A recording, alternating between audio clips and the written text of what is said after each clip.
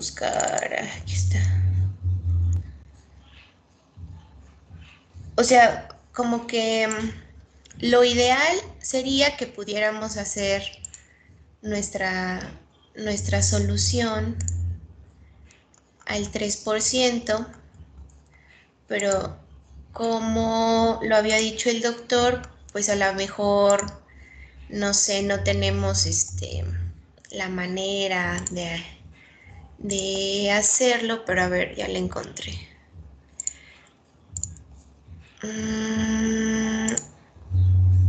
Espérame, aquí está. Ay, no, esta no es. Es esta. A ver, o sea, esto que les había yo puesto de los pesos atómicos y todo eso, pues es para que ustedes sepan de dónde salen al final esos números. Pero en general, o sea, yo me imagino que, ok, mira, para hacer la solución como tal al 3%, o sea, aquí lo importante, por ejemplo, de esta diapositiva es saber que en un gramo, o sea, de sodio, vamos a tener 17.11 milimoles o miliequivalentes, que es lo mismo. Entonces, esto es importante saberlo porque sabemos que en un gramo de sodio vamos a tener esta constante. Entonces aquí te pone, por ejemplo, el ejemplo de la solución salina al 0.9%. El 0.9% quiere decir que vamos a tener 0.9 gramos por cada 100 mililitros de solución.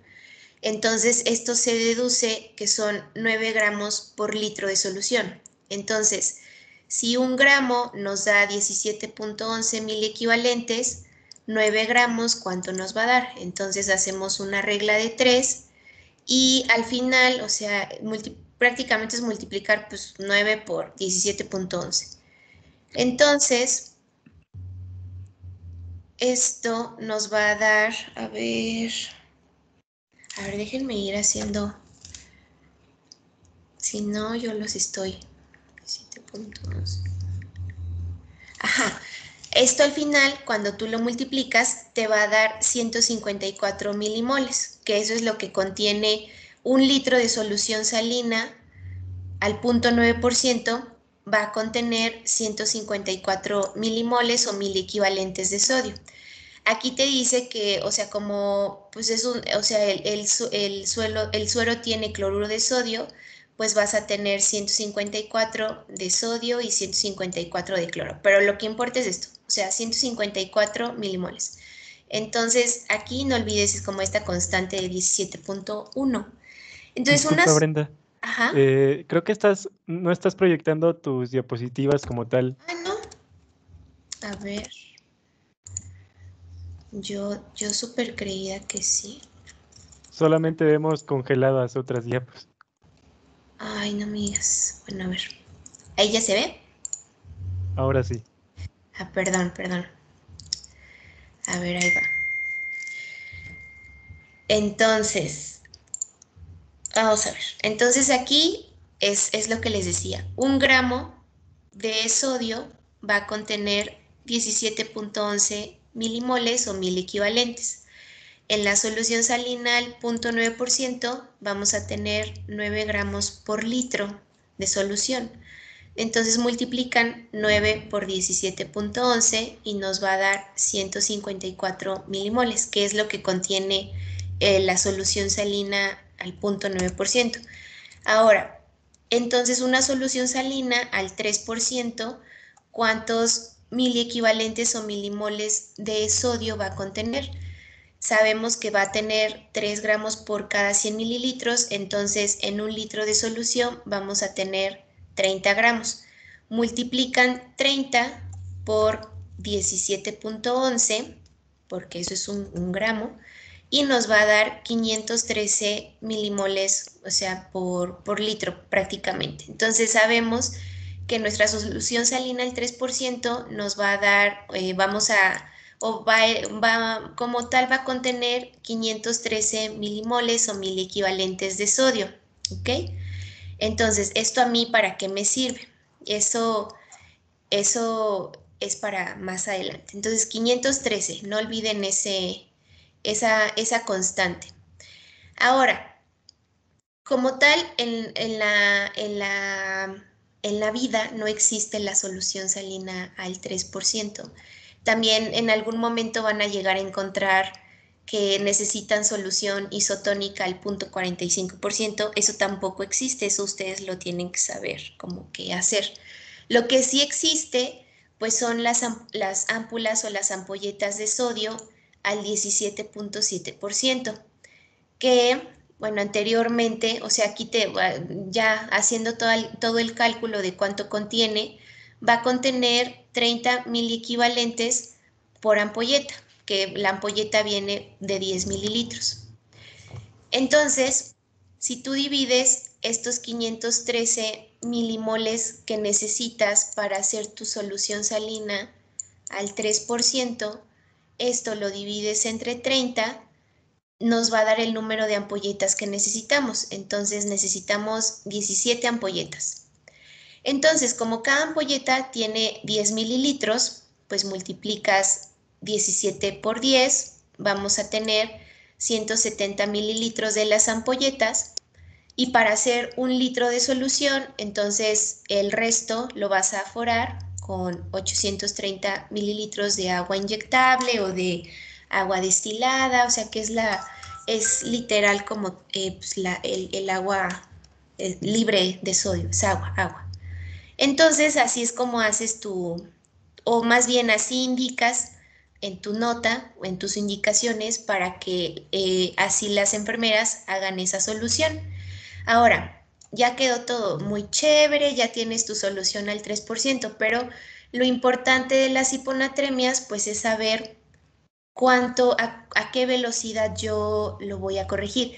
Hasta aquí no sé, o sea, si resolví tu duda de cómo se hacía la solución o todavía quedó algo como pendiente. No, sí, ya quedó claro. Muchas Súper. gracias. Entonces, hasta aquí es como hicimos nuestra solución, ¿no? Entonces, ahora viene algo más complicado.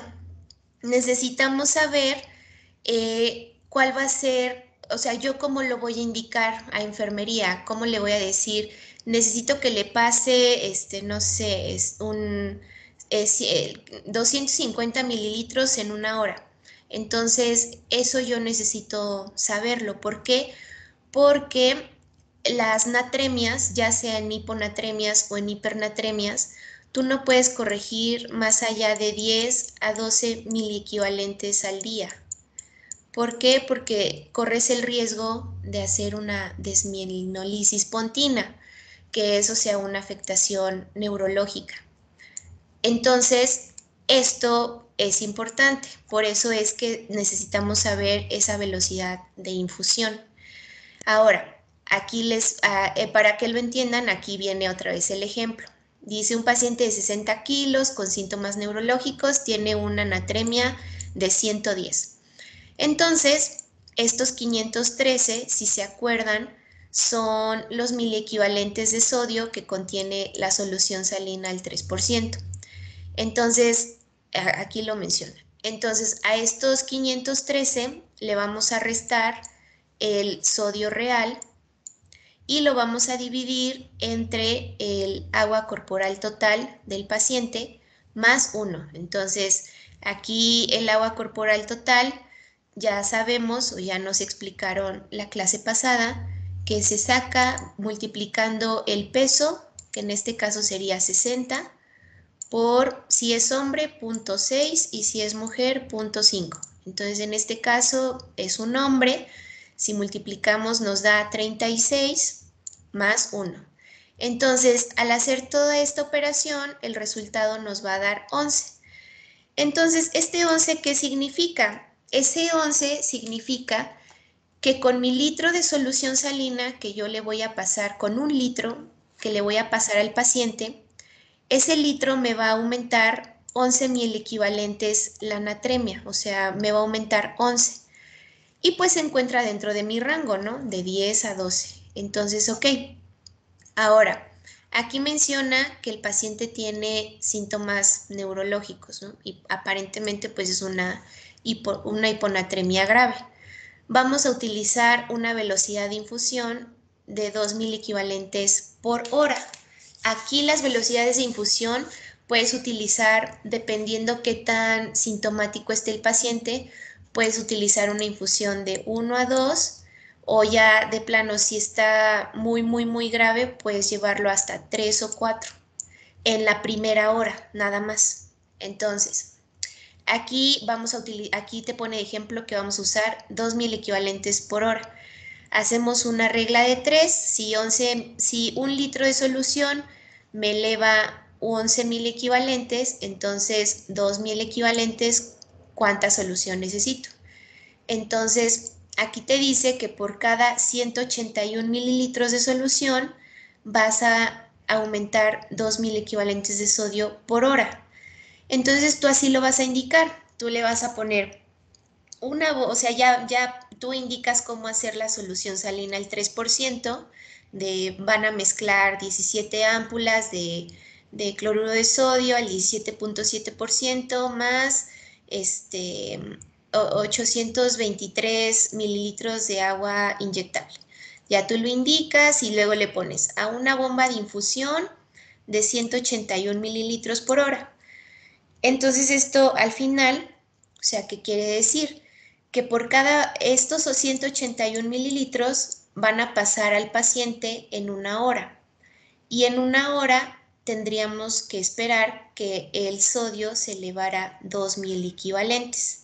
Entonces, como la clase pasada les decía, por lo regular a los pacientes con hiponatremias graves, desde moderadas a graves, les van tomando sus electrolitos séricos pues cada hora o cada 2 horas, dependiendo la sintomatología, pues para ver si se está corrigiendo adecuadamente el sodio y con eso ellos modifican la velocidad de infusión, ya sea que le bajen un poco o que le suban, pero lo importante es que al día no debe de sobrepasar esto, de 10 a 12. Entonces, eso, o sea, esto yo sé que suena muy confuso y como siempre les digo, o sea, a lo mejor al hospital que vayan, quizás tengan otro método, pero este es como lo que comúnmente se escribe en los libros y lo que se llega a usar. A lo mejor ustedes no como tal van a calcularlo, pero pues es importante que lo sepan y que cuando les llegue un paciente pues lo pongan en práctica, pueden empezar por ahí. Entonces, de aquí, ¿alguna duda? Disculpe, doctora, ¿y si en lugar de obtener el número 11 obtuviéramos más de los 12 mini equivalentes? O sea, si te llegara a dar más de eso, espérame, ay, ya le puse acá, ya lo quité. En caso de que tú, o sea, dentro de toda tu regla te llegara a dar más de lo que está permitido, tú no puedes pasarte de 12. Entonces, tendrías que ajustar en este caso, supongamos, que aquí me dio 15, o sea, para que a mí me dé 15, aquí la natremia debe de estar como casi por 90, 80. O sea, es como muy improbable que te llegue a pasar porque la natremia tendría que estar como extremadamente bajita o el peso del paciente tendría que ser como muy bajito. Por ejemplo, en los niños que el peso, o sea, es diferente y sus valores de referencia son diferentes, existe otro tipo de fórmulas. Pero supongamos que por azares del destino te llega a dar 15, o sea, de igual manera tú no puedes tú no puedes corregir esos 15, lo máximo que tú puedes corregir serían 12.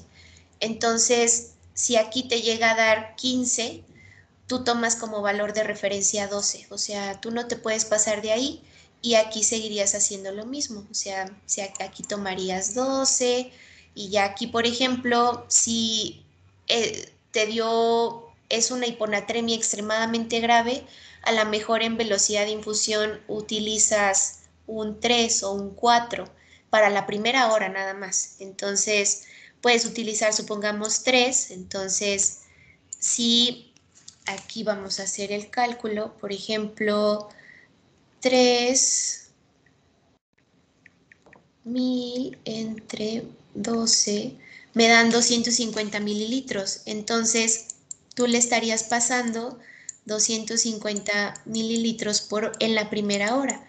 Después ya le tomas un control de sodio a tu paciente y si ves que estos 3.000 equivalentes sí se elevaron, entonces le puedes bajar un poquito a tu bomba de infusión y ya. O sea, aunque aquí el número que te dé es poco probable que te dé más de 12, pero si te llega a dar más de 12, no te puedes pasar de 12. Entonces tomas el valor máximo que es 12. Gracias, doctora. Sí. ¿Alguien estaba hablando? Doctora, otra duda. Entonces, sí vamos a tomar como tal esos valores de 10 a 12 porque creo que en los artículos de UpToDate venía que, por ejemplo, un máximo de 18.000 equivalentes en 48 horas y creo que recomendaban no más de 8 al día. Y también, bueno, igual mencionaba que no sé qué tanto sí se usa la fórmula en la práctica porque mencionaban que igual pues no conocemos tal vez el porcentaje de grasa o músculo del paciente y como que la situación que pueda tener en ese momento, ¿no? Sí, claro. O sea, por ejemplo, efectivamente puede que te llegue a tocar un paciente muy, muy gordito y evidentemente el agua corporal total que te va a dar como en la fórmula quizás no sea la adecuada. Entonces, o sea, esta fórmula sí, yo sí la he visto al menos, o sea que en varios lugares donde pues he estado, sí se utiliza como tal, al menos pues aquí en la práctica funciona. Y esto no es ¿cómo llamarlo? Como empírico. O sea, es más lo que te va a salvar de un paciente con hiponatremia grave, pues la verdad sí es que le estés tomando sus controles de sodio al menos cada hora o cada 2 horas, porque eso es lo que a ti te va a permitir ya sea aumentarle a las soluciones, bajarle. Aparte, si se acuerdan, por ejemplo, o sea, en un paciente que a lo mejor venga con una hiponatremia muy grave, que venga deshidratado, también tú no lo puedes sobrecargar de líquidos. Por eso es que se hacen las soluciones al 3%, porque si tú le pasas soluciones al 9%, al 0.9%, le tendrías que pasar litros, o sea, casi 3.5 veces lo que le pasarías con una sola solución al 3%. Entonces, eso más que nada, pues te lo va dando tu práctica. Sí, o sea, ahí por ejemplo, igual en mucha bibliografía te vas a encontrar que no máximo a 8.000 equivalentes en promedio, pero sí, o sea, esto de 10 a 12 es lo que se maneja.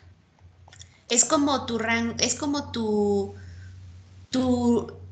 rango de seguridad en el que, o sea, se ha visto, por ejemplo, 8 es como un rango donde dices, ah, ok, o sea, si yo le subo 8, sé que no le va a pasar nada. Entonces, en estudios se ha visto que a lo mejor cuando los pacientes llegan hasta 12, o sea, todavía no, el umbral como de excitación neuronal para que les cause esta afectación de la desmielinitis pontina, o sea, se ha visto en pocas proporciones, entonces se considera que 12 todavía es como un rango seguro para utilizarlo. Pero eso pues ya ustedes lo van a ir viendo. Y incluso, o sea, no piensen que en un día este paciente que tiene 110.000 equivalentes o sea, le van a corregir la hiponatremia a 135. O sea, no, eso eso les puede llevar hasta 3, 4 días de que ya el paciente esté completamente en su natremia normal.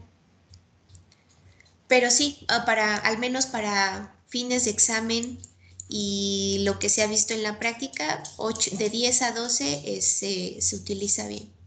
Y esto, incluso lo de las soluciones, de cómo se prepara una solución y demás, se describe mucho en los libros de medicina interna. Aparte de esto, esto también, ¿saben en qué les va a servir? Cuando, bueno, si alguna vez les llega un paciente, un niño con bronquiolitis, deben de saber preparar una solución al 3% porque ese es el tratamiento. Les ponen nebulizaciones con solución al 3%. Entonces, ¿otra duda?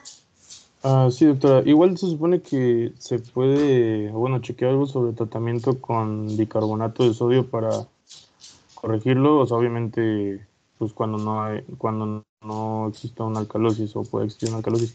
Ajá. Pero ¿sí se usa o es como demasiado raro eso? No, sí se puede utilizar. O sea, esto de la solución al 3% se ve más en pacientes con una hiponatremia de moderada a grave. Por ejemplo, los pacientes con una hiponatremia leve, o sea, puedes darle tratamiento con con tabletitas de bicarbonato de sodio, obviamente, como dices, o sea, teniendo en cuenta que no tenga alguna afectación ahí en el pH, porque si no te metes en un problema.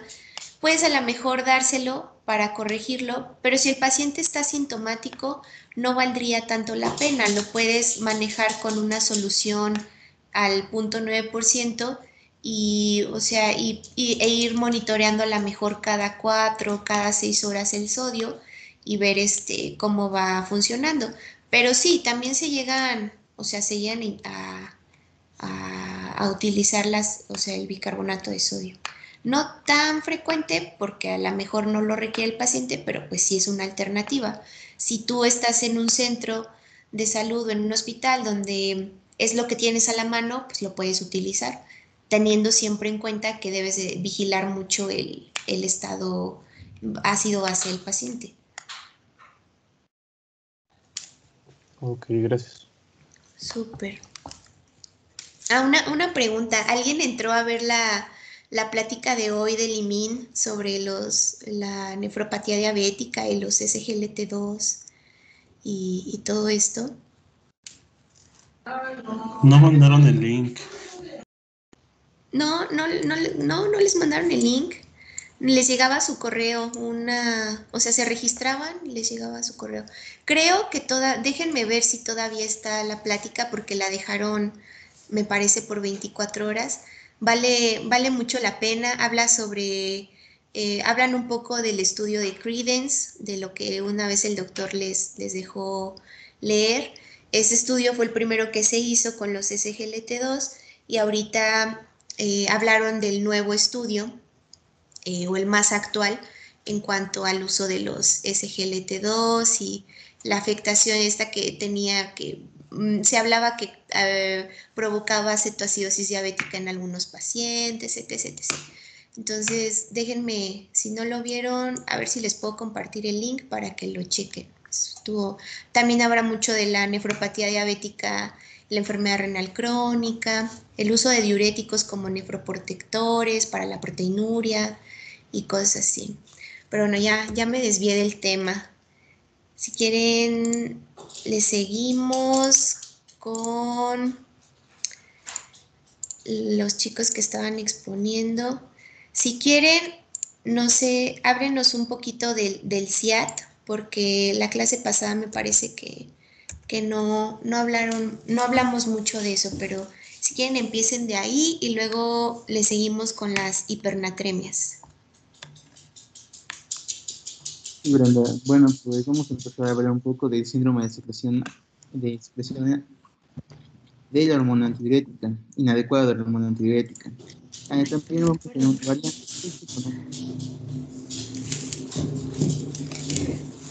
Perdón, me le moví. Sí. La única diferencia es que en el síndrome de expresión inadecuada de hormona antidiurética vamos a tener una alteración en la secreción, mientras que en el síndrome de antidiuresis inadecuada, o sea, sin H, Lo único que vamos a tener es una alteración en los receptores B2, es decir, no se van a poder inactivar y por lo tanto vamos a estar absorbiendo agua. Este síndrome se va a caracterizar principalmente porque vamos a tener un aumento en la secreción de hormona antidiurética y recordemos que esta hormona a nivel de los túbulos colectores se va a encargar propiamente de absorber agua. Por lo tanto, nosotros vamos a tener una expansión del volumen extracelular, vamos a tener una incapacidad para excretar orina, porque vamos a tener una retención de agua libre. Obviamente, si nosotros extraemos el agua de la orina, vamos a tener una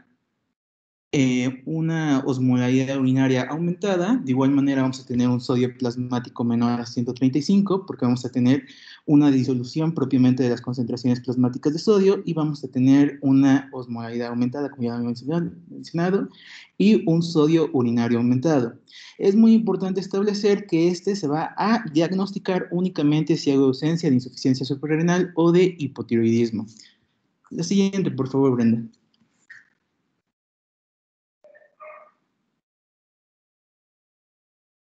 Bueno, vamos a ver que este síndrome va a ser un síndrome pues bastante multifactorial, que lo puede condicionar diferentes causas. Generalmente las más comunes van a ser el uso de fármacos, aunque vamos a ver que también algunas enfermedades pulmonares como asma, fibrosis, EPOC o insuficiencia respiratoria aguda pueden condicionar este síndrome. De igual manera, los tumores, siendo el más común, el carcinoma de pulmón, el carcinoma de orofaringe, gastrointestinales y genitourinarios, así como linfomas y sarcomas. Algunas enfermedades sistémicas, como por ejemplo el VIH, también lo puede condicionar, y por último, infecciones propiamente asociadas al sistema nervioso central, como sería el caso de una encefalitis, una mielitis u hemorragias que causen propiamente una pérdida de volumen. Otros síndromes relacionados, pues tenemos la esclerosis múltiple y el síndrome de Guillain-Barré. Y obviamente todos los síntomas van a estar relacionados con la hiponatremia. Y como ya habíamos visto, estos síntomas van a ser principalmente de carácter neurológico. Los fármacos que lo pueden condicionar, pues va a ser la carbamazepina, la ciclofosfamida, las prostaglandinas, los niveles, bueno, la oxitocina y algunos opiáceos. La siguiente, por favor. Bueno, la clínica, como ya hemos visto, va a afectar principalmente al sistema nervioso central. Aquí es muy importante que nosotros tengamos en cuenta que va a ser una de las principales causas de edema cerebral, ya que va a causar la movilización del agua hacia el interior del agua. Aquí vamos a tener dos condicionantes. Vamos a tener una forma leve y una forma crónica. Estas van a estar, como ya lo habíamos visto en el caso de una hiponatremia, van a estar condicionadas directamente en relación a las concentraciones que nosotros tengamos de sodio plasmático. En un rango de 130 a 135, pues va a pasar asintomática.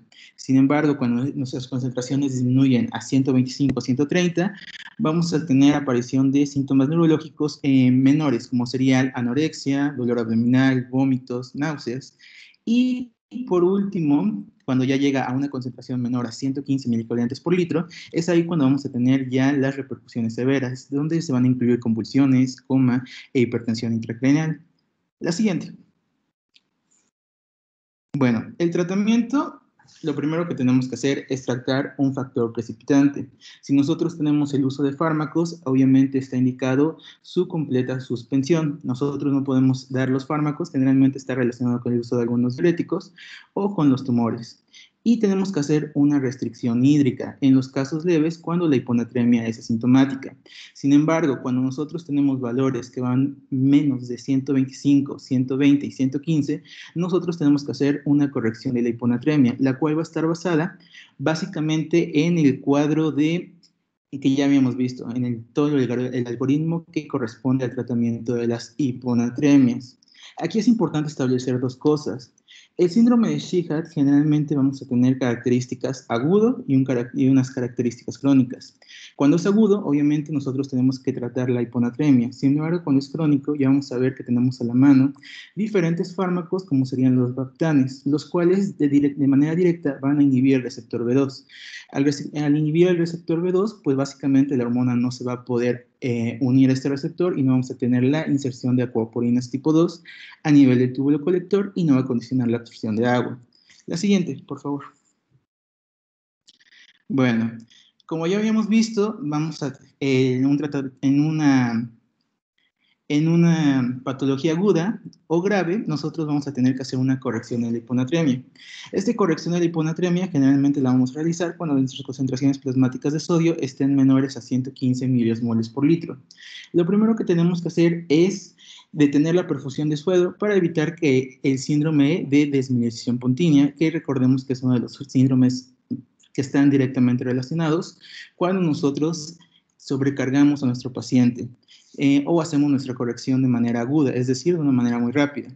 Nosotros vamos a suspenderlo hasta que sean los síntomas neurológicos y vamos a subir la anatremia cerca de 10 miligramos en miliosmoles por litro en 24 horas. O como ya lo había mencionado anteriormente, también tenemos la opción de subirlo a 18 milismoles sobre litro en 48 horas.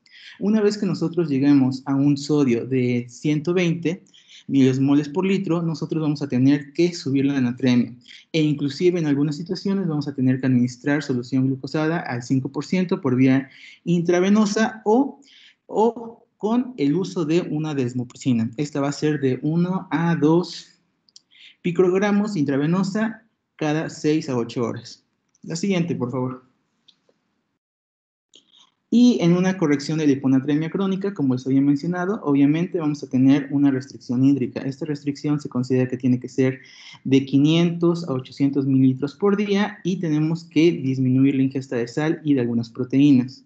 Si fracasan estas medidas, nosotros también vamos a poder acudir a un tratamiento farmacológico. El tratamiento que se tiene hasta el momento y el más nuevo son los Bactanes, que ya vamos a ver un poco más adelante cuáles tenemos disponibles en el mercado. Sin embargo, también es usual el uso de una desmopricina de 300 miligramos cada 24 horas, de 2 a 3 dosis, y la respuesta la vamos a estimar en 3 semanas. En algunos casos también podemos ocupar litio, pero es muy importante que establecer que esta puede provocar una diabetes insípida, como ya vamos a ver un poco más adelante en hipernatremias, y también se puede usar urea de 30 a 60 miligramos al día, y esta la vamos a dividir en varias dosis. El uso de la urea es muy importante establecer que generalmente va a ser una formulación desagradable e incómoda, por lo tanto generalmente no se usa. Como ya les había mencionado, ahorita tenemos el uso de los Bactanes, que es lo más nuevo e innovador. La siguiente, por favor.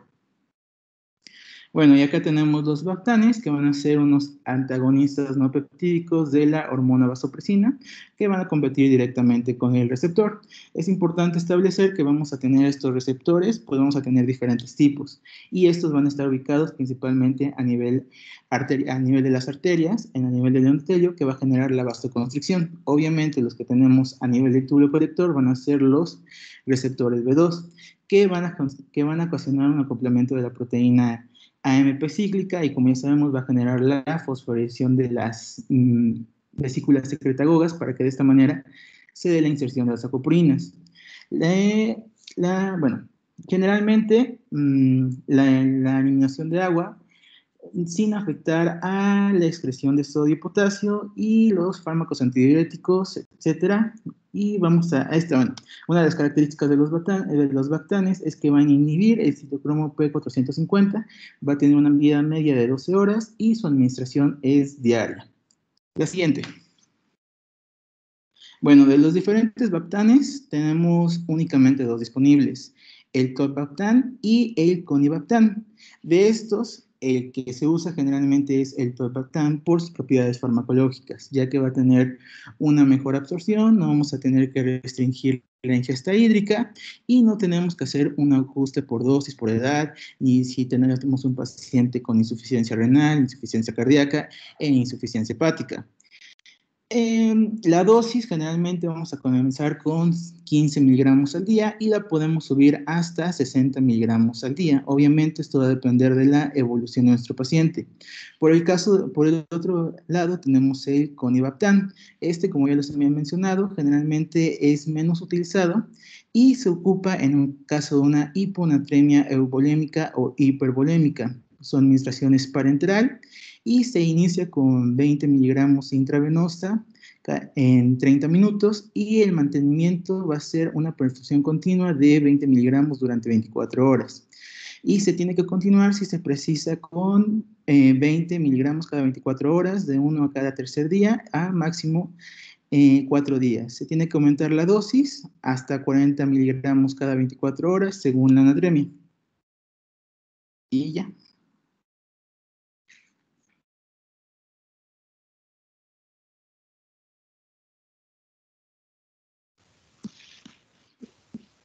Doctora, ¿y sí están disponibles los baptanos en México?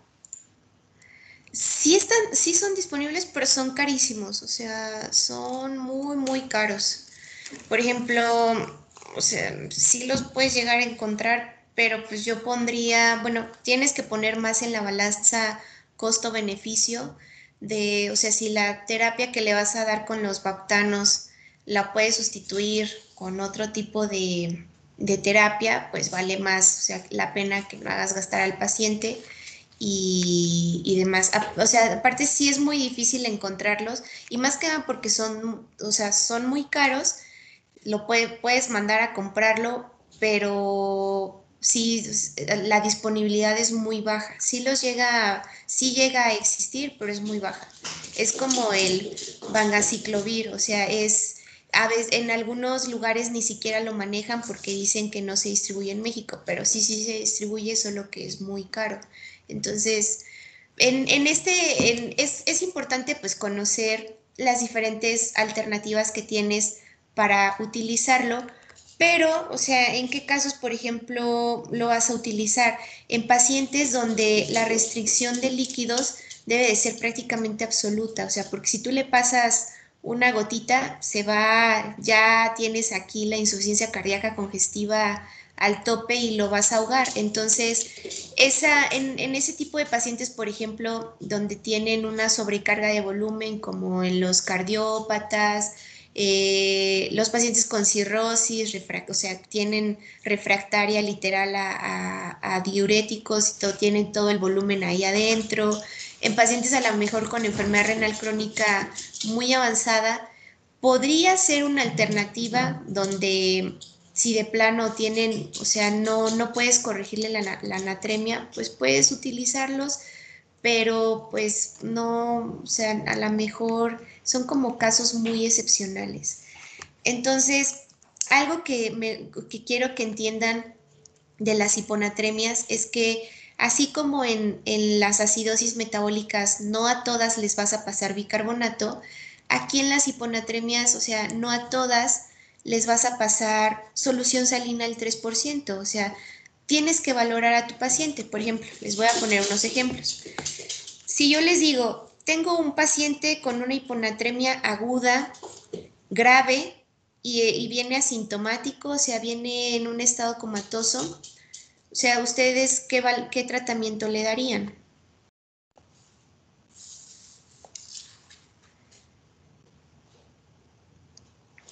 Les voy a dar Pues ahí opciones. sí sería con Ajá, las hipertónicos. Ahí sí sería con la exacto, solución hipertónica, ¿no? exacto. Entonces, valoro el estado de mi paciente, o sea, mi paciente viene muy asintomático, una hiponatremia grave, necesito elevarle rápidamente la anatremia. Entonces, ¿qué tengo? Solución salina al 3%. Bien. Ahora, si yo te digo, tengo un paciente que, o sea, viene intoxicado por hidroclorotiazida y tiene una anatremia de 120. ¿Qué hago?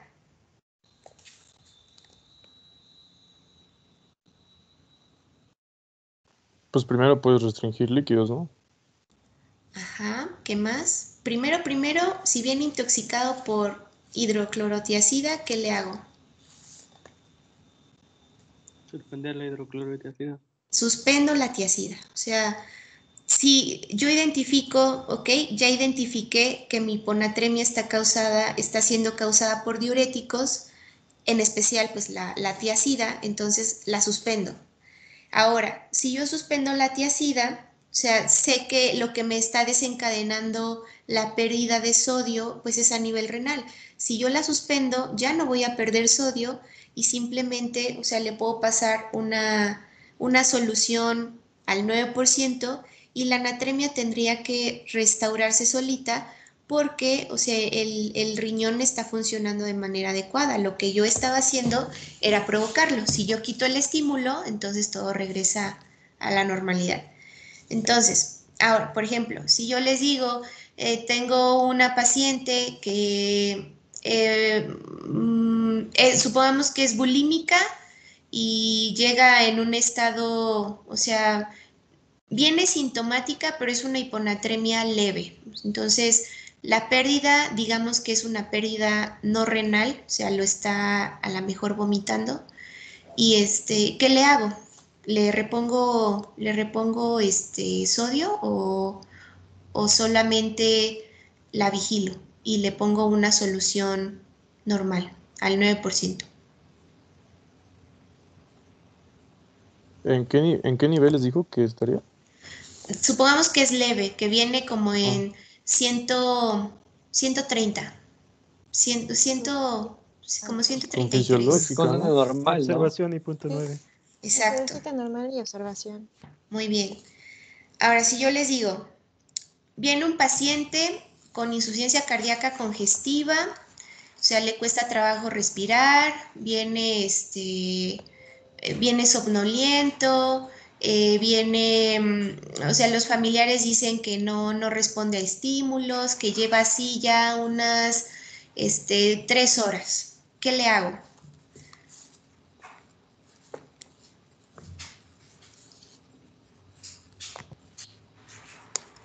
No se le Pues eso mete ya es mucho una volumen, insuficiencia ¿no? cardíaca congestiva Ajá, descompensada. Tienes que compensarla primero.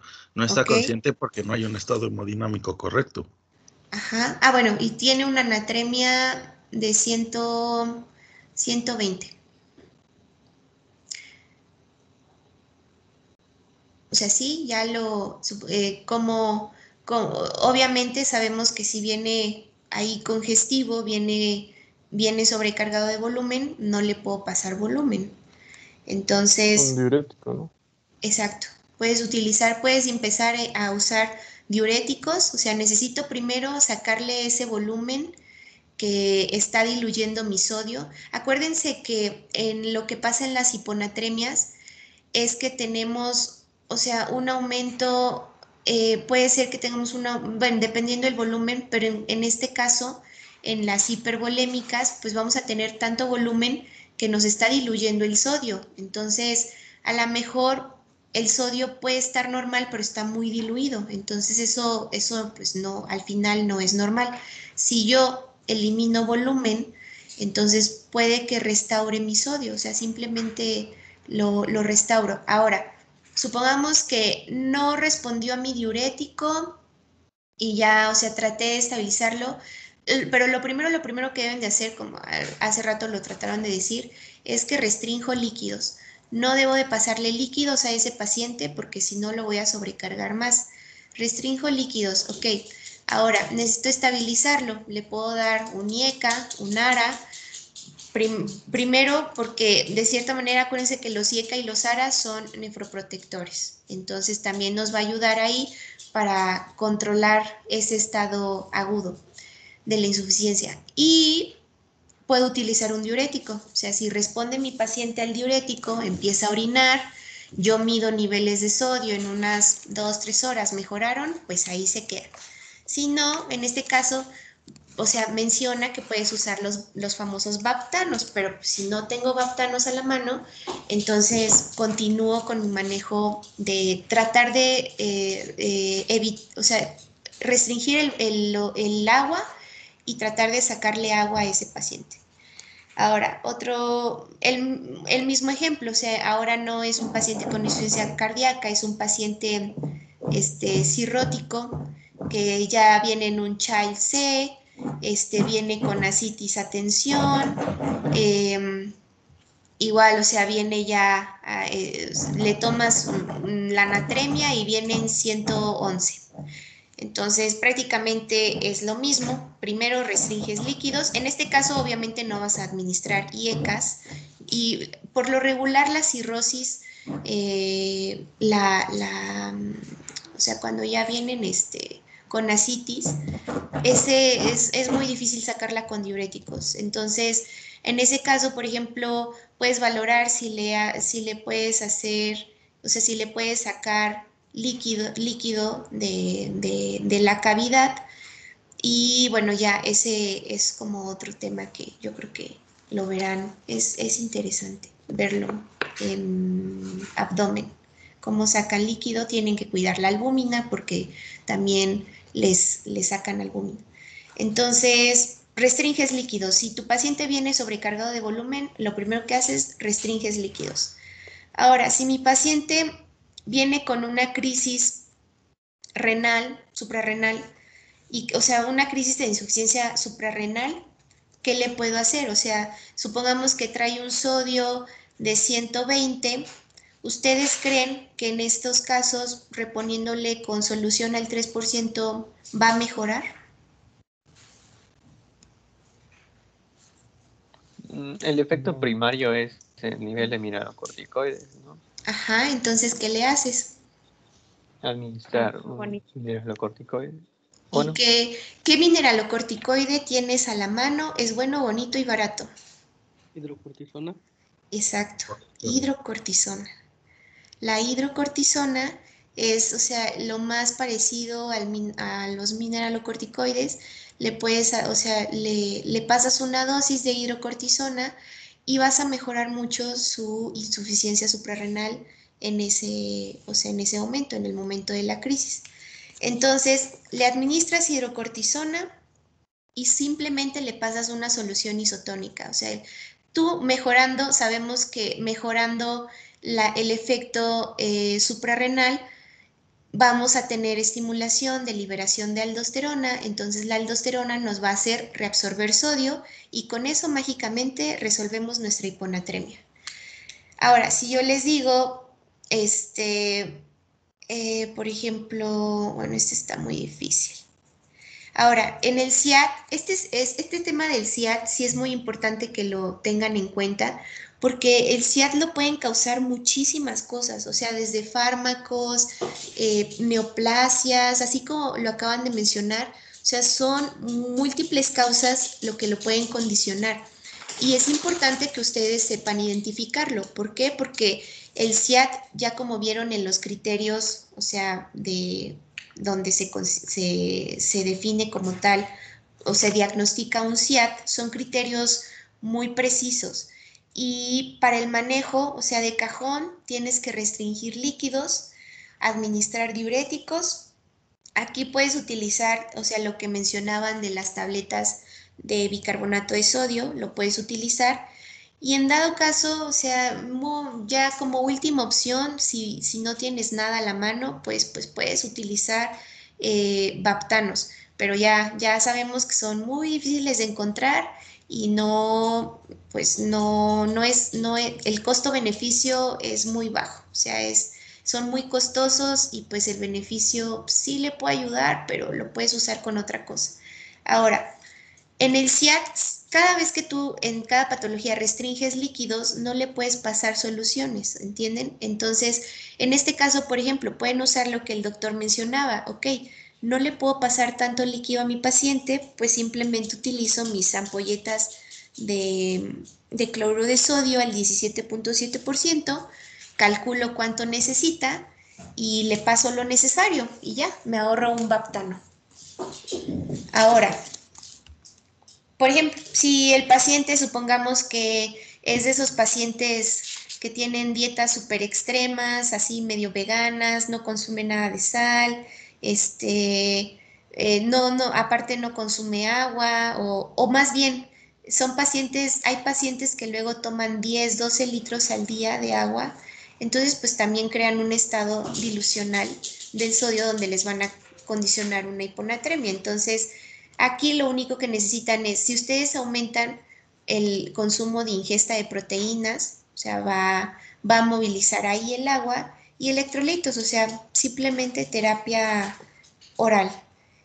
Y ya, entonces, o sea, si se dan cuenta en esos ejemplos, ustedes, o sea, para que ustedes tomen una decisión de qué tratamiento vamos a utilizar, pues es importante vean la condición clínica del paciente, porque no a todos le vamos a dar baptanos, ya sabemos que pues no es una opción.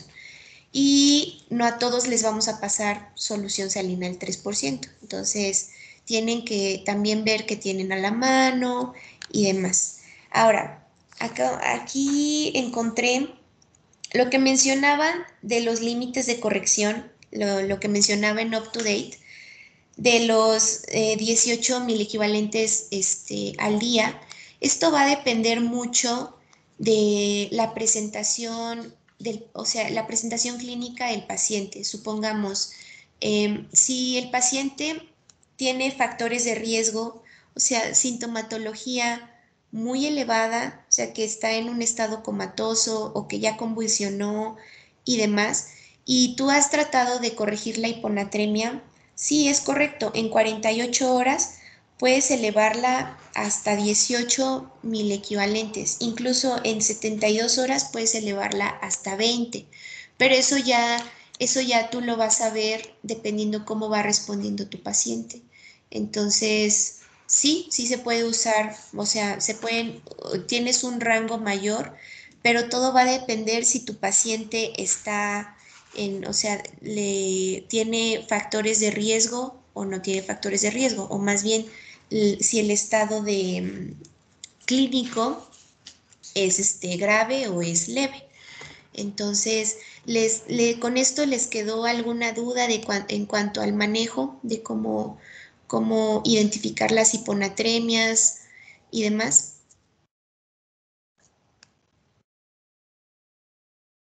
¿No? Sí, doctora, y en el caso de algún paciente que ya estamos tratando, pero nos empezamos a dar cuenta que está sobrecorrigiendo, o no sé, todavía no llega un momento en el que le volvamos a checar el sodio, pero por la orina nos damos cuenta que está sobrecorrigiendo, ¿cuál sería como que lo ideal? ¿La desmopresina? O sea que tú le estás corrigiendo el sodio, supongamos con solución, y no tienes una manera como de llevar un control, y después te das cuenta que ahora ya lo llevaste como al extremo de las hipernatremias.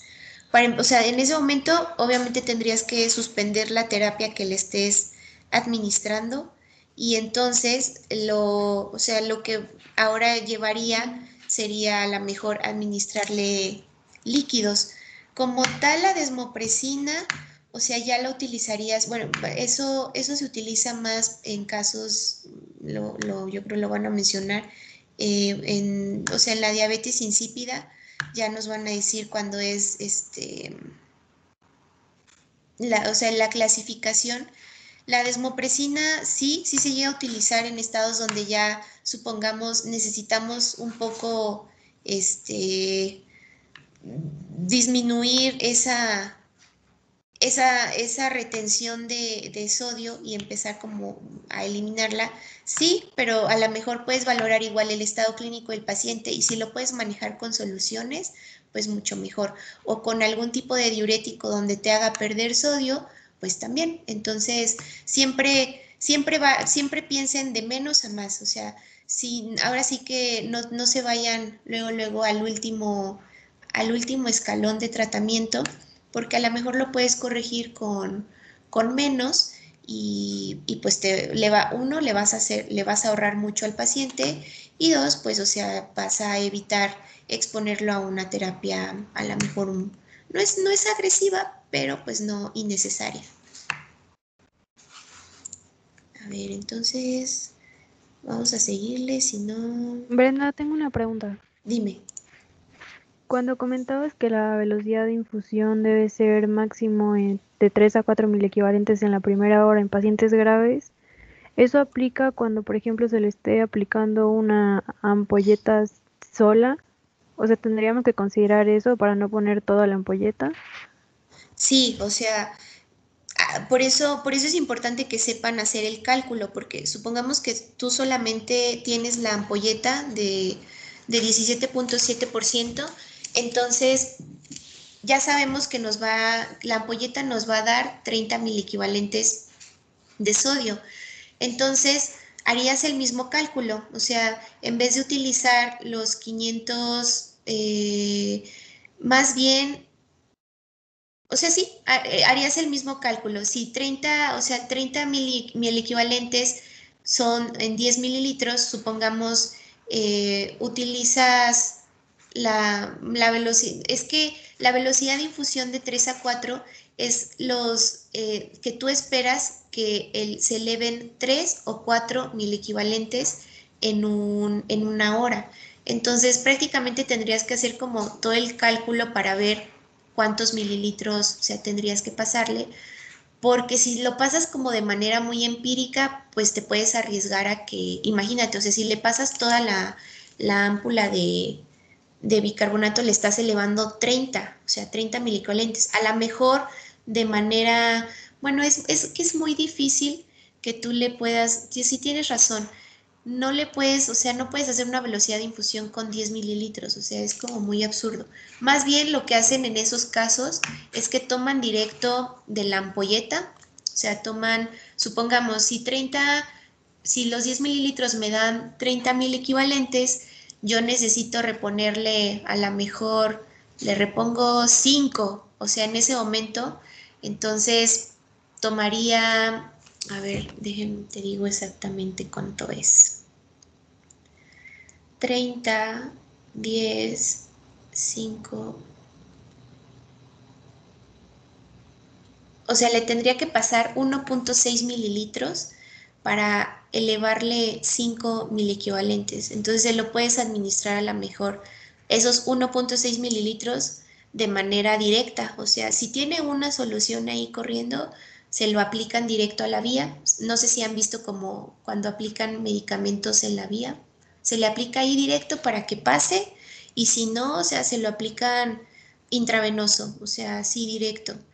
Eso es como supongamos en manera muy extrema, no tenemos nada a la mano y es como lo que tenemos. O sea, si supongamos 1.6 o 1.5 mililitros de la ampolleta, me elevaría 5 equivalentes en ese momento. Yo tendría que esperarme unos 30 minutos para ver si realmente me elevó esa natremia. Entonces, eso ya, aún así, siempre tienen, por eso es importante tener unos controles séricos de los electrolitos, porque si no, no sabemos cuánto le estamos pasando. Pero sí, evidentemente, pues si lo vas a tomar directo de la ámpula, entonces nada más tomas muy poquito, Gracias, Brenda. porque como es tan poquito, no lo puedes pasar en una velocidad de infusión. Bueno, no tienes una solución completa. Bueno, entonces vamos a Sí, gracias. seguir con, vamos a, ¿alguna duda de esto de las hiponatremias? A ver, bien, entonces para que empiecen con hipernatremias. ¿Sí me escuchan? Sí, Ok. Entonces, buenas noches a todos.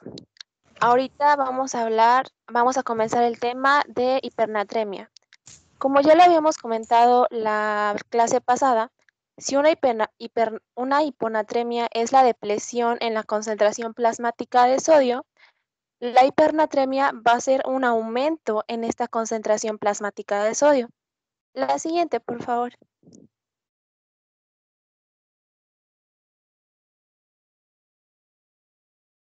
¿Cuál es la concentración plasmática de sodio normal? Pues como ya todos sabemos, de 135 a 145 miliequivalentes.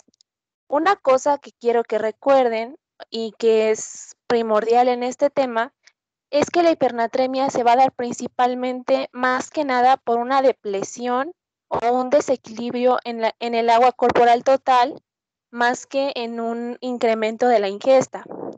Ahora, ¿quiénes creen ustedes que sean los pacientes que tienen como este problema en la deficiencia de la ingesta? Pues principalmente los pacientes geriátricos y los pacientes pediátricos. Ellos son los que tienden a consumir menos agua, se crea este desequilibrio y así se puede dar una hipernatremia. La siguiente, por favor. Ahora, hablando de epidemiología, tenemos que tener en cuenta que la hipernatremia es menos frecuente que la hiponatremia. Pero aquí, ojo, aquí hay algo importante. La mortalidad va a ser de cerca del 40 al 60% y obviamente va a depender de la gravedad de los cuadros patológicos que tengan los pacientes como trastornos primarios. Y actualmente estos trastornos primarios que son más frecuentes, pues es la diabetes y la hipertensión, ¿verdad? Ahora, en unidad de cuidados intensivos es el trastorno electrolítico, es un trastorno electrolítico frecuente y por sí mismo es una causa independiente de morbilidad y de mortalidad. Entonces, dentro de la población hospitalizada, recordando que la prevalencia es la proporción de individuos que van a presentar esta enfermedad, es del 0.3 al 3.5%. Ahora, si hablamos de la incidencia, y recordamos que la incidencia es el número de casos nuevos de una enfermedad en una población determinada en un tiempo determinado, es de 1.2%. Ahora, en pacientes mayores de 65 años, que podemos considerarlos como pacientes geriátricos, la prevalencia es de 1.1%. Si estos pacientes están en la unidad de cuidados intensivos, puede aumentar incluso del 2 al 7%. Entonces, por sí misma, la hipernatremia es un detonante, es un marcador de la calidad de cuidados que van a tener los pacientes. Es un condicionante para el manejo del paciente y esto nos va a orientar a cómo vamos a abordar a los pacientes que tienen hipernatremia. Continuando, tenemos que los pacientes hospitalizados con hipernatremia van a tener una mortalidad del 40 al 50% en comparación con pacientes que no la presentan. Entonces, recalco lo que ya había mencionado. La hipernatremia puede ser el punto clave del abordaje de los pacientes y así evitar la mortalidad. Siguiente, por favor.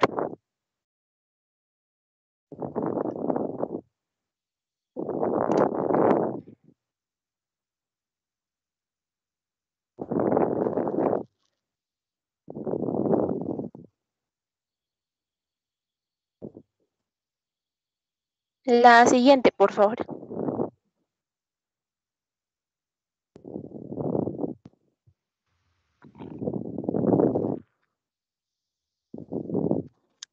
Ahora, como ya lo había mencionado anteriormente, la hipernatremia por sí misma es un factor de riesgo independiente de muerte.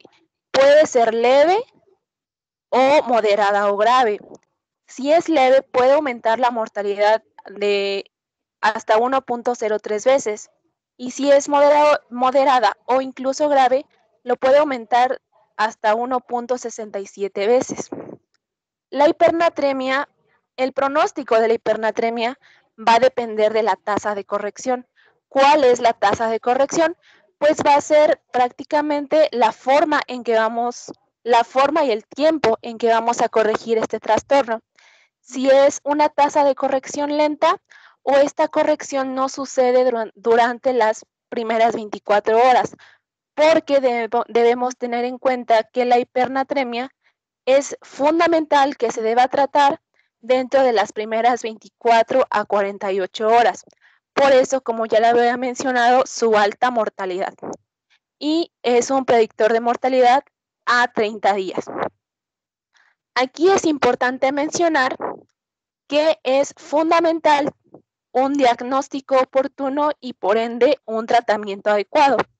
Y obviamente para evitar complicaciones y negligencia clínica.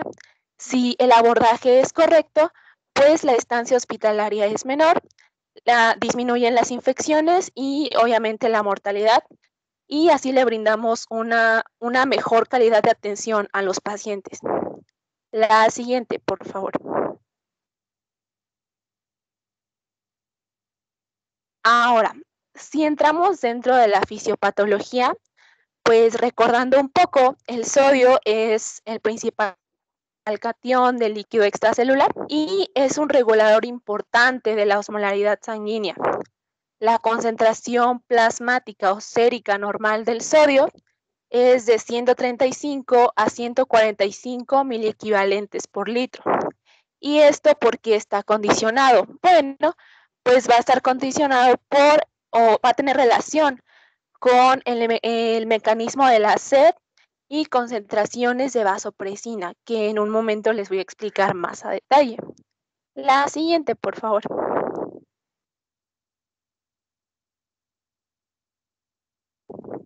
Ahora, quiero recordar un poco acerca del hipotálamo porque va a tener un papel fundamental dentro de esta patología y pues obviamente dentro de las natremias. Como recordando un poco, pues tenemos en cuenta que el hipotálamo, como pueden ver en la imagen superior, es una región anatómica perteneciente al sistema nervioso central que va a estar ubicada en el diencéfalo, específicamente en el piso del tercer ventrículo. Como pueden ver, superiormente está el tálamo e inferior, pues tenemos a la hipófisis, ¿verdad? Ahora, ¿qué tiene de importante el hipotálamo? Pues en él va a haber núcleos. ¿Y qué son los núcleos? Pues los núcleos son acúmulos de cuerpos neuronales. Y aquí, como pueden ver en la imagen superior derecha, pues tenemos enumerados los núcleos, que en este tema de hipernatremia me interesa que presten atención a los núcleos que están marcados con el número 2, el número 4 y el número 9. Estos núcleos son el núcleo paraventricular, el supraóptico y el 9, que es conocido como el área hipotalámica lateral. Como pueden ver, como saben, el hipotálamo va a tener grandes o amplias funciones dentro del organismo y hay un pequeño resumen abajo. Pero en este tema, el importante es el control de la sed y el equilibrio hídrico. Y estos núcleos pues van a ser en los que nos vamos les vamos a dar como más importancia. La siguiente, por favor. Ahora, ya una vez dicho lo del hipotálamo, nos vamos a centrar en el control de la sed y el equilibrio hídrico. El hipotálamo va a regular el agua corporal de dos maneras. Una va a ser provocando la sensación de sed y dos, controlando la excreción de agua por los riñones. Recordando lo que les acabo de decir, el núcleo 9 era el hipotálamo lateral. ¿Cuál es el otro nombre del hipotálamo lateral? Pues el centro de la sed.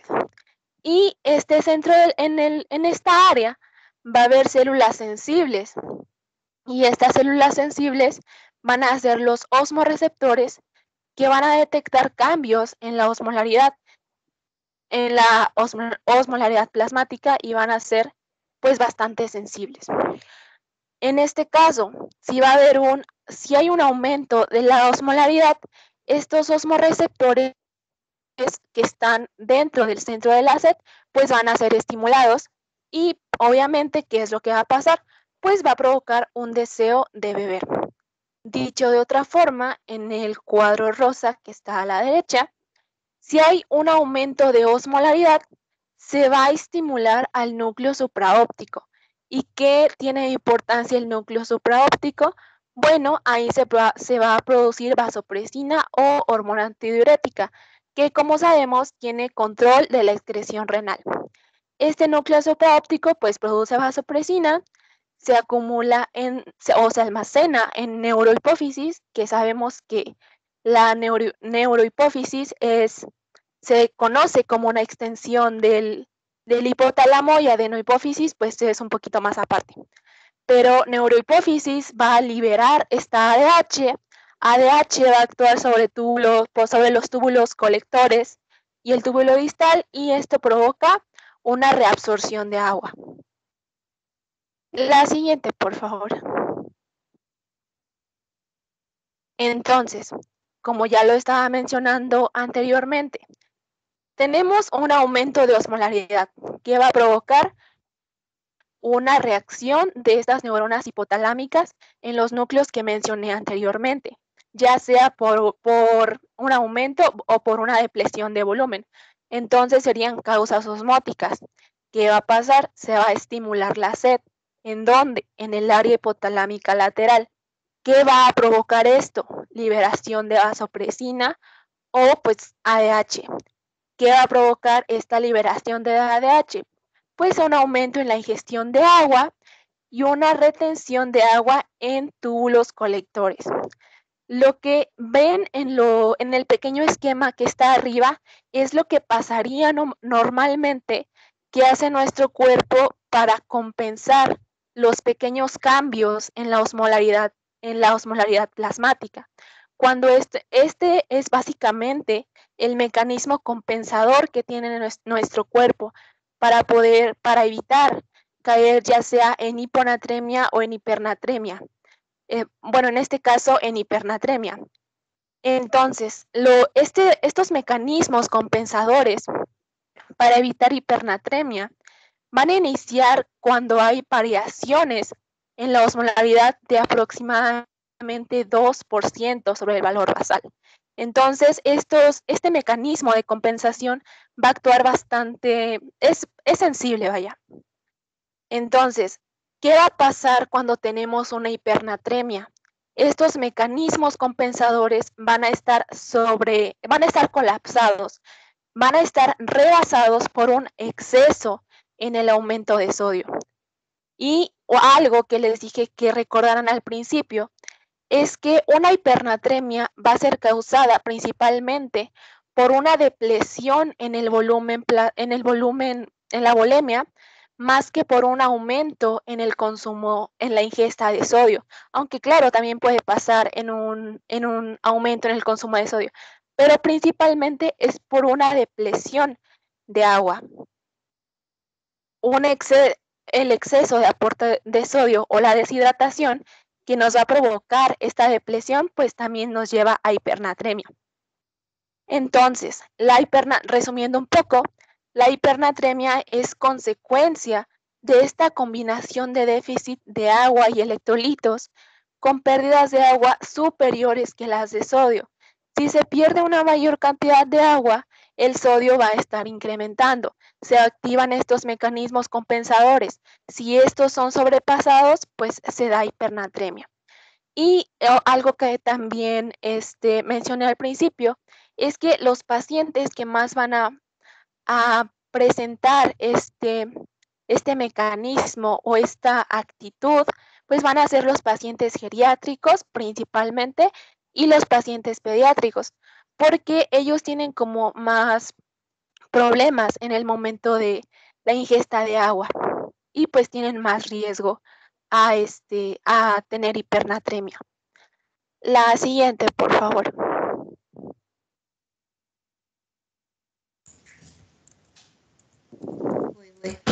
Esto que ¿sí me escuchan ahí? Sí. Esto que menciona su compañera es bien importante, la verdad lo explicó súper bien.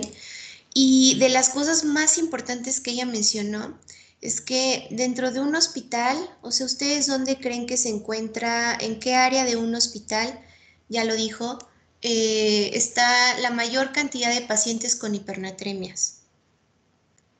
¿Y por qué? ¿Geriatría? No, hay un área donde va a Pues, haber mucho. pues en neuro, ¿no? Sí. No. Ah. Dijo mi compañera que geriatría y pediatría. O sea, sí, pero supongamos que como tal en el hospital, o sea, en pacientes hospitalizados sí va a haber un área de geriatría y un área de pediatría, pero donde van a encontrar la mayor cantidad de pacientes con hipernatremia, ¿dónde es? Cuidados intensivos. ¿Urgencias? En cuidados intensivos, ¿por qué?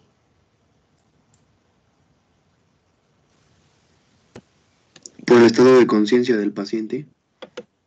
Ajá, ¿qué le va a provocar? Pues que no pueda hidratarse adecuadamente o pedir agua. Exacto. No, la mayoría de los pacientes que están en una unidad de cuidados intensivos no tienen el control de la sed, entonces el paciente obviamente no va a poder pedir agua, no, se está sedado. El paciente depende 100% de lo que tú le estás administrando. Entonces, por eso los médicos que se encuentran, los médicos intensivistas o que se encuentran dentro de una unidad de cuidados intensivos, siempre están vigilando los electrolitos. ¿Por qué? Porque ante cualquier, o sea, alteración o manejo que empiecen a dar con las soluciones, si no le están pasando la suficiente agua al paciente, lo van a llevar a una hipernatremia y el paciente pues obviamente va a dejar de orinar o va a tener, obviamente el paciente pues está sedado y la única manera en la que tú te vas a enterar pues es ahí mediante su control de electrolitos.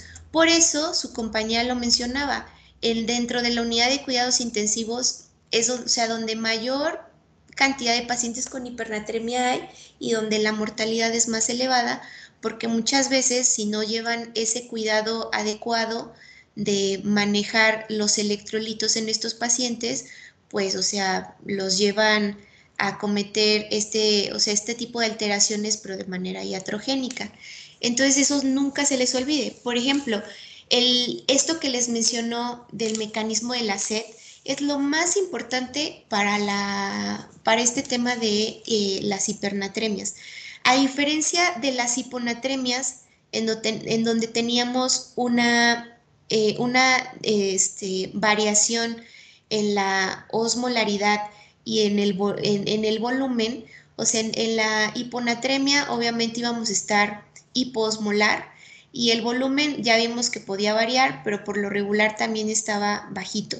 Aquí vamos a tener lo más característico, como ella mencionó, es una deficiencia de agua y de electrolitos. Entonces, si tenemos poca agua, entonces nuestros electrolitos se van a concentrar y eso nos va a dar una hipernatremia.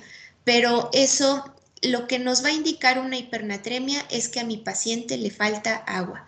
Entonces, más adelante lo van a mencionar, en el manejo principal de las hipernatremias, lo que necesitamos pasarle al paciente es agua. Entonces, aquí vamos a calcular el déficit de agua, cuánta agua le falta a mi paciente para que yo se le esté administrando. Entonces, aquí para que siempre lo tengan presente, en un paciente con hipernatremia va a ser pacientes que no tengan como tal el mecanismo autónomo de la sed. O sea, por ejemplo, los niños, pues los niños sí es común que se lleguen a deshidratar de esta manera porque pues ellos todavía no controlan ese mecanismo o a lo mejor no tienen el acceso directo al agua. Y en los pacientes ancianos es exactamente lo mismo. Y eso es como en pacientes de manera ambulatoria. Y en pacientes hospitalizados, donde más se va a presentar es en los cuidados intensivos. Entonces, hasta ahí, ¿alguna duda?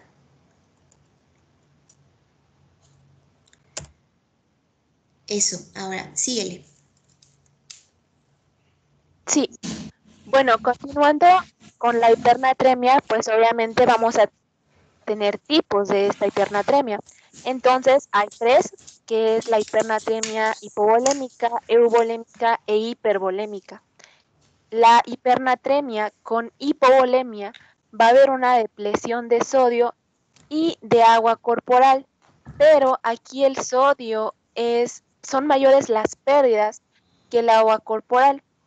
En la hipernatremia con euvolemia, tanto el agua corporal total, más bien el agua corporal total va a disminuir, pero el sodio va a permanecer en niveles relativamente normales.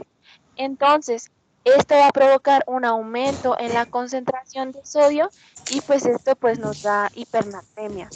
Y finalmente la hipernatremia hipervolémica va a aumentar las concentraciones de sodio y el agua corporal también va a aumentar, pero no en comparación con la cantidad de sodio. La siguiente, por favor. Bueno, un pequeño cuadrito que resume lo que les acabo de decir para que quede un poquito mejor. La siguiente, por favor. Entonces, entrando un poquito más dentro de la fisiopatología, ¿cuáles van a ser las células que van a estar principalmente afectadas en la hipernatremia? Pues las neuronas. Estas van a ser las células que van a estar principalmente afectadas. El mecanismo de adaptación, pues ya les había mencionado un poquito más atrás, es la hipernatremia, es de los trastornos que van a estar principalmente en la unidad de cuidados intensivos. Entonces es una patología que se tiene que tratar rápido, principalmente dentro de las primeras 24 a máximo 48 horas. Por eso, pues es importante actuar lo más rápido posible y saber identificarlo. Dentro de este plazo, pues va a haber una modificación en la concentración de estos osmolitos orgánicos.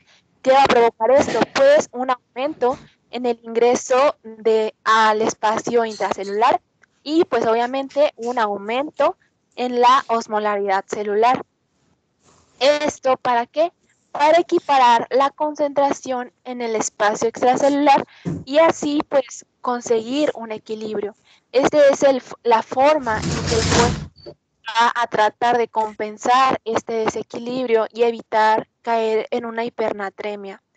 Ahora, si no se trata esta hipernatremia dentro de este plazo de las 24 a 48 horas o lo más rápido posible, pues tenemos un amplio riesgo de que los pacientes puedan tener edema cerebral, principalmente en la hipernatremia aguda. Por eso les digo que es pues importante actuar rápido. Y esto se da principalmente ya sea porque los mecanismos de amortiguamiento o de compensación no están debidamente insaturados o bien la corrección es excesivamente rápida. Como habían mencionado hace un momento, no puedes corregir estos trastornos de la anatremia de una manera tan rápida. Tiene que ser en base a cómo se maneja el paciente y cómo está clínicamente el paciente. La siguiente, por favor. Ahora, hablando de etiología y clasificación, aquí les traje un resumen para que se les haga un poquito más fácil y se puedan, pues, aprender mejor, pues, los conceptos, ¿verdad? En primera, la hipernatremia se da principalmente por dos cosas, ya sea o por pérdida de agua o por sobrecarga real de sodio, no hay más. Entonces, concentrándonos en la pérdida de agua, pues va a haber 6 causas principales. La primera, pues va a ser por un aumento de pérdidas insensibles. ¿Cuáles son las pérdidas insensibles? Pues tenemos principalmente diaforesis, las quemaduras, un choque de calor o las infecciones respiratorias. Hablando de pérdidas digestivas, pues tenemos a la diarrea osmótica, que más adelante les hablaré un poquito, que está relacionado con los laxantes, con mala absorción o gastroenteritis. Dentro de las pérdidas renales, pues tenemos la diabetes insípida, ya sea central o nefrogénica, de la que hablaremos también un poquito más adelante, y la diuresis osmótica, que igual la veremos con más detalle. Ahora, les recalqué también la parte del hipotálamo porque también a este nivel va a haber alteraciones que nos van a provocar una pérdida de agua. ¿Cuáles van a ser? Pues principalmente hipodipsia primaria o una alteración de estos osmorreceptores. Y pues podemos deducirlo, ¿no? Si hay una alteración de estos osmorreceptores o estos están trabajando de una manera deficiente, pues no van a captar este cambio en la osmolaridad y pues no va a ser benéfico para el paciente. Si es por entrada de agua a las células, pues puede ser causado por ejercicio intenso, por convulsiones o por raptomiólisis. Y finalmente, si es por fármacos, pues tenemos como ejemplo anfotericina, fenitoína, litio y aminoglucósidos. Todo esto nos puede condicionar una pérdida de agua y esta es la principal causa por la que les puede dar a nuestros pacientes hipernatremia.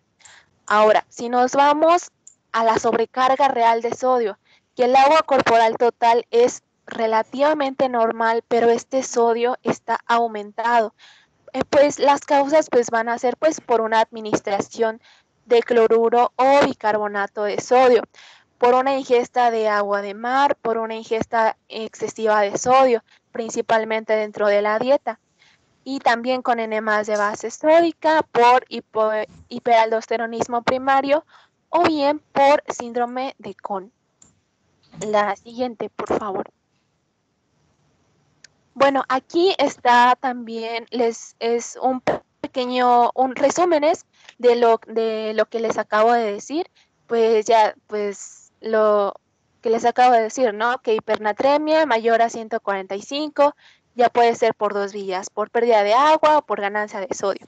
Y lo del manejo y las causas, pues lo vamos a ver un poquito más adelante.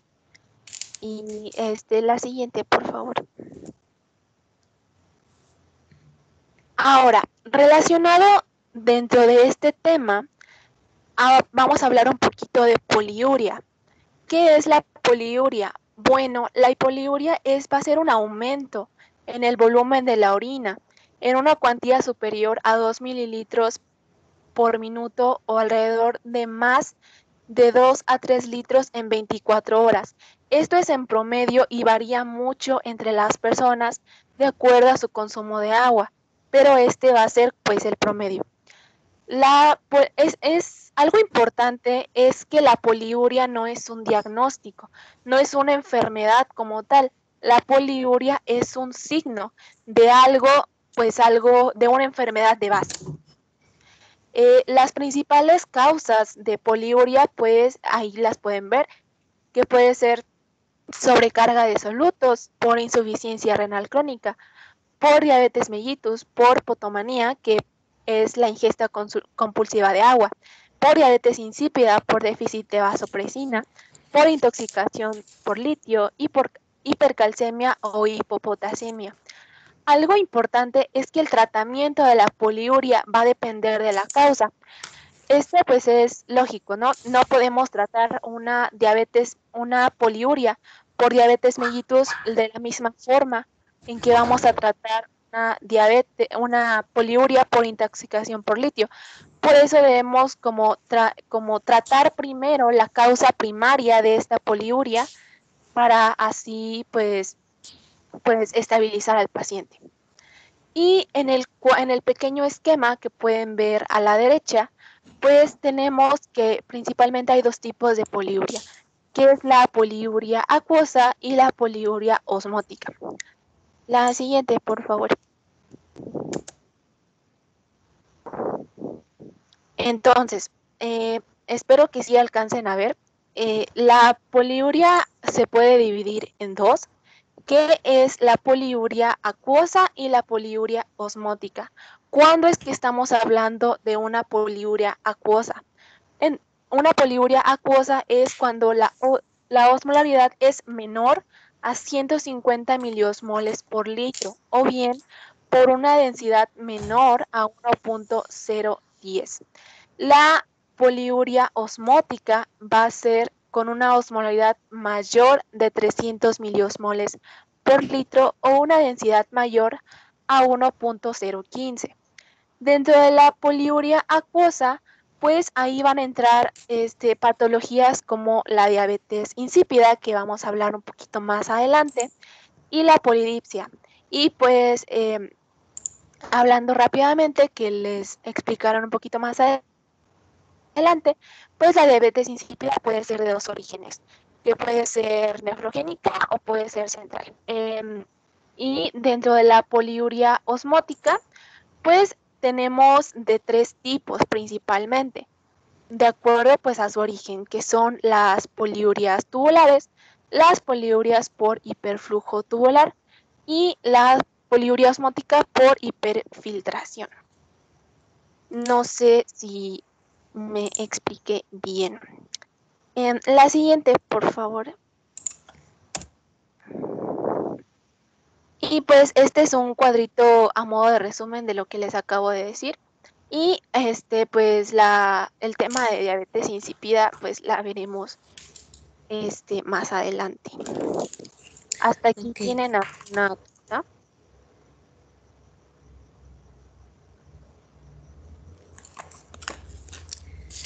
¿No? Creo que Bueno, si quieren aquí le dejamos, hasta aquí nos quedamos y ya en la siguiente clase solo terminamos de ver lo de diabetes insípida y cómo es el abordaje y el tratamiento de las hipernatremias. El doctor me dijo que mañana igual nos veíamos. No sé si ustedes prefieren a las 9 o a las 10. Por mí a las 9 estaría bien, no sé los demás. ¿Sí están de acuerdo a las 9? Sí, ¿no? Para acabar un poquito más temprano. Sí, doctora. Súper. Sí, a las 9. O incluso si quieren un poco, o sea, yo sí puedo antes. Si quieren nos podemos conectar antes, pero ya ustedes me dicen. Si no, lo dejamos a las 9. Bueno, es que yo tengo clases a las 8, no sé si. ¿Va a durar la clase entonces, doctora? ¿Mandé? ¿Mañana? Sí. Yo creo que como 1 hora. 1 hora. Si quieren, entonces si tienen clase a las 8, entonces lo dejamos a las 9 y ya de 9 a 10 nos conectamos, ¿les parece? Sí, doctora, gracias. Súper. Entonces, ya nada más es la verdad lo explicó súper bien su compañera, le dio al punto de las hipernatremias. Ya solamente lean un poco de diabetes insípida, central y nefrogénica, para que sepan cuál es esa diferencia y un poco del abordaje de las hipernatremias. Si ya sabemos que a las hiponatremias restringíamos líquidos y podíamos administrar electrolitos, pues aquí es diferente. Aquí vamos a dar líquidos dependiendo la situación y puede ser otro tratamiento. Entonces, si no tienen dudas, pues hasta aquí le dejamos y nos vemos mañana a las 9. ¿Les parece?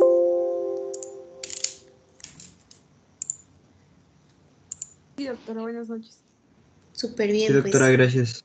descansen y ya lean y si tienen alguna duda, mañana lo checamos temprano. Sí, doctora, gracias. Que tenga buena noche. Igualmente, adiós, descansen. Gracias, hasta luego.